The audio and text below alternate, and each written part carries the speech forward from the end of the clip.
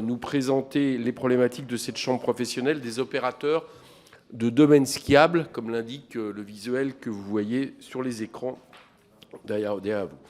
Cette audition nous a été suggérée par Madame Émilie Bonivard, dont je remercie, rapporteure spéciale des crédits du tourisme, à qui je vais donner la parole pour 2 minutes avant le propos introductif de Monsieur Molin, afin qu'elle nous expose ce qui l'a conduite à proposer cette audition, donc les problématiques, les angles.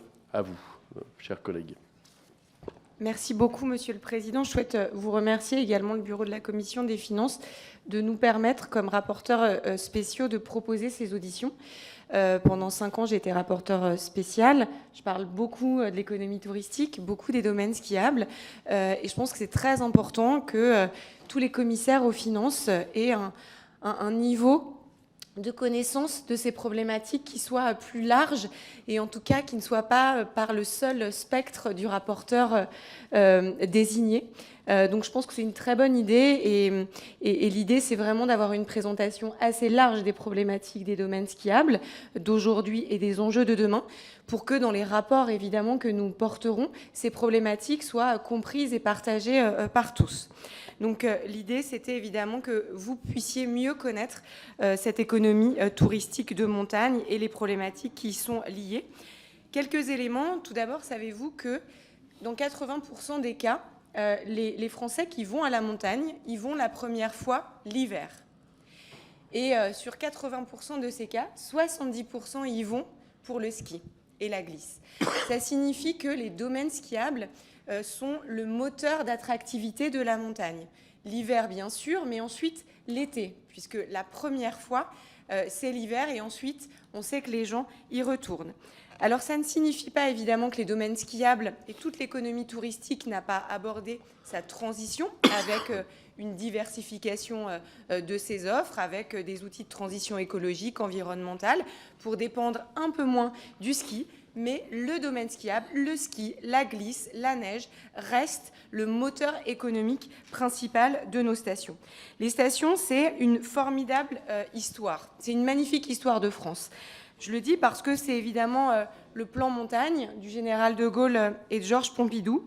C'est une économie de l'offre. C'est une économie qui a permis, au moment de la désertification rurale, où la vie est très, très dure en montagne, où les montagnards partaient travailler dans les industries, vidaient les territoires de montagne, eh bien, c'est une économie qui a permis de sédentariser, de garder les montagnards en montagne, avec une perspective d'ascenseur social formidable dans les années 70-80.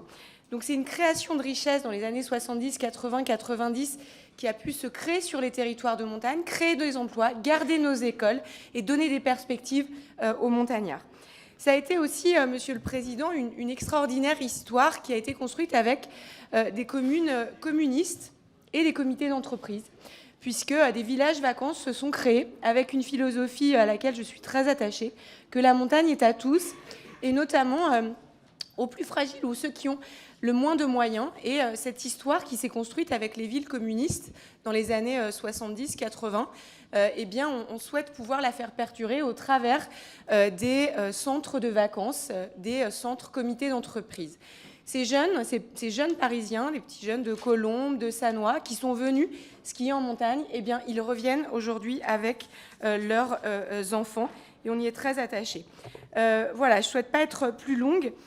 L'objectif, c'est que les domaines skiables puissent présenter, évidemment, en quoi ils constituent le cœur de cette chaîne de valeur économique et fiscale pour nos stations, qu'ils puissent nous parler, évidemment, des problématiques auxquelles ils vont faire face cet hiver, c'est-à-dire, bien évidemment, les questions d'énergie, mais aussi l'avenir de nos stations de montagne. Je finirai en disant simplement les stations de montagne, c'est bien sûr quelques grands domaines qui font la notoriété de la France, mais c'est essentiellement beaucoup de stations moyennes et de petites stations qui font vivre nos territoires de montagne et qui font accompagner dans la transition écologique, mais peut-être aussi avec des outils fiscaux pour permettre de consolider ce modèle économique. Merci. Je vous remercie. Merci.